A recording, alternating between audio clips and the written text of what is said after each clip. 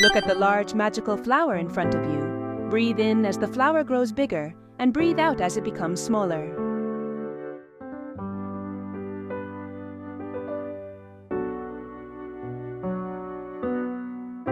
The leaves blown in by the wind have gently landed on the table. Slowly pick up the leaves you like and place them in the basket.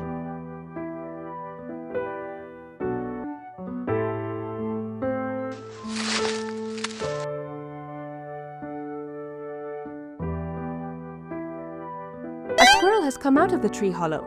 Pick up the acorn on the table with your hand and bring it to the squirrel's mouth.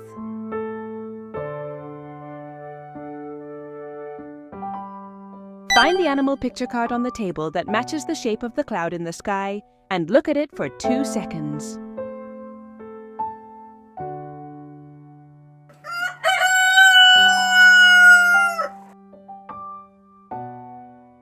It's raining!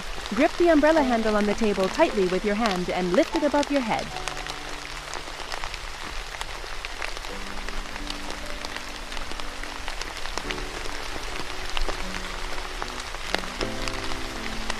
Well done!